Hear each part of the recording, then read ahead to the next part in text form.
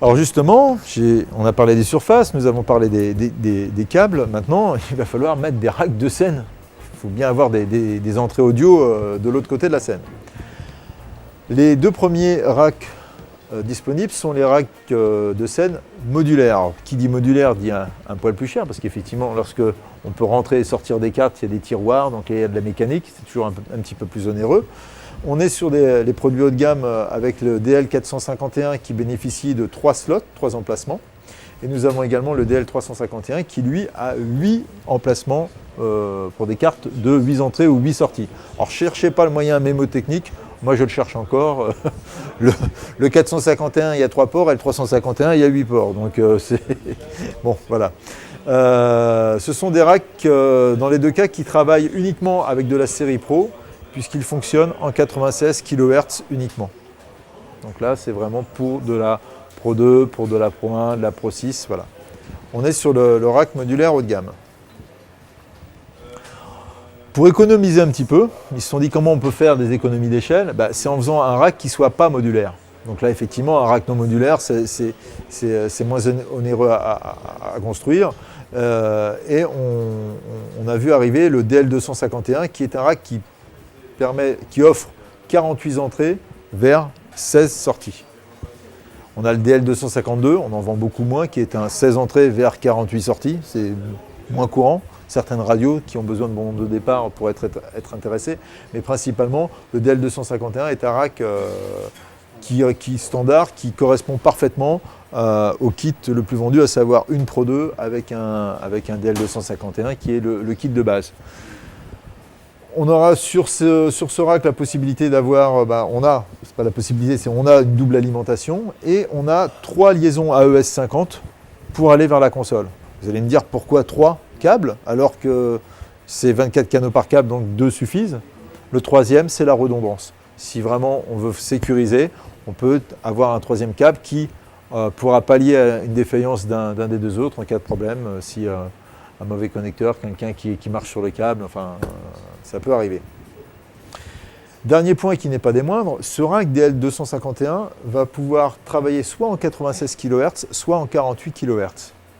Ça, c'est un réel atout, puisqu'on voit de plus en plus de consoles de type M32 dire « Je vais utiliser un rack de la série Pro pour pouvoir accéder à un niveau supérieur de qualité de préampli. » Et à ce moment-là, on basculera le rack en 48 kHz. Alors justement, quand on a ce type de rack et qu'on le connecte à une série Pro ou une M32, la première chose à vérifier, c'est la fréquence de travail d'échantillonnage. Autrement, on aura une connexion qui sera ouverte, mais on n'aura pas de son. Dans la même série, on a les racks DL 151, 152, 153, 154 et 155, qui sont des racks plus compacts, qui bénéficient soit de 24 entrées, 24 sorties, 16 entrées, 8 sorties. À chaque fois, vous voyez, on arrive à 24. Voilà. Et puis, on a le DL 155, qui est un rack intéressant, 8 entrées, 8 sorties analogiques, et 8 entrées, 8 sorties AES EBU. Très bien pour attaquer une diffusion en numérique ou sur le plateau, ou éventuellement pour avoir plus d'entrées-sorties numériques à la console, si on souhaite faire des inserts.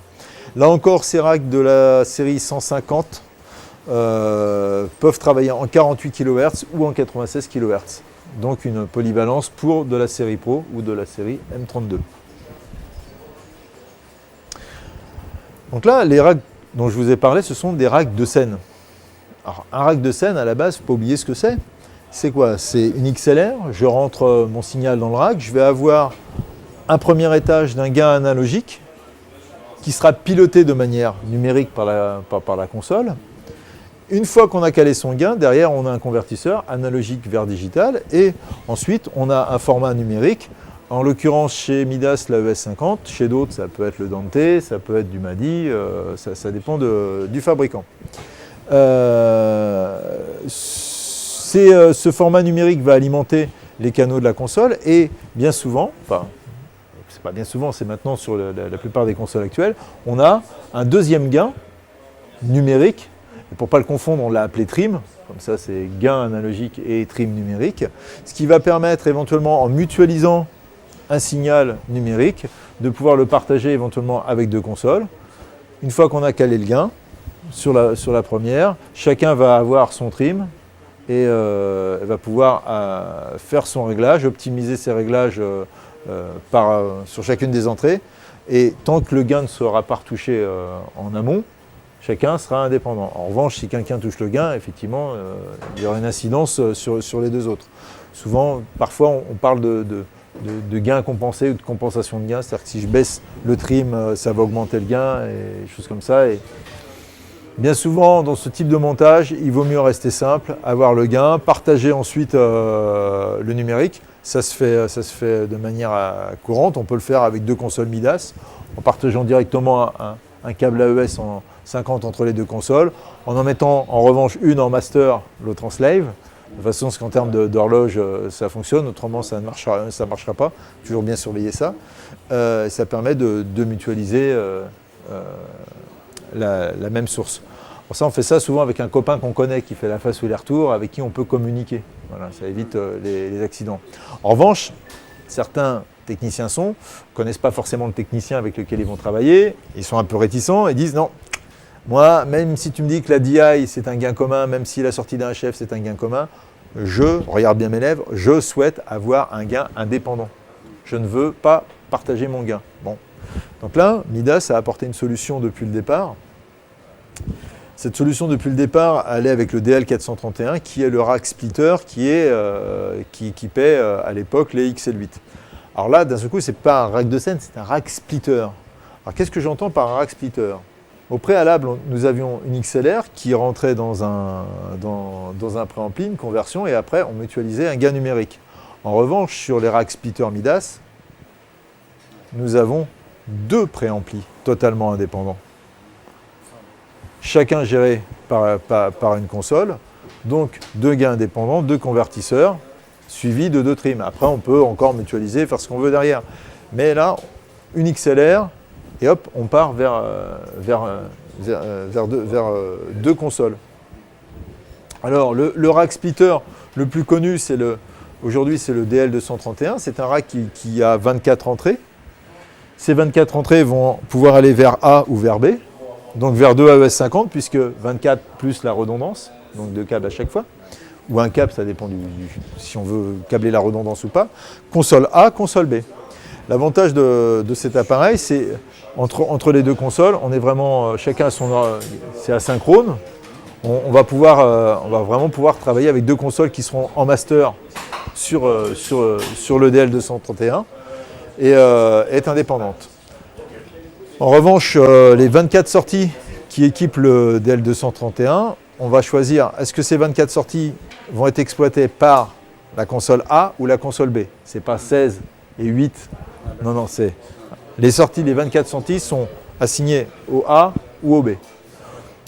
Ce qui n'a pas une grosse importance, puisque souvent on va mettre deux racks pour avoir les 48 entrées. Donc on dira, le rack 1, c'est les sorties de la console A, et le rack 2, les 24 sorties qui prend la console B.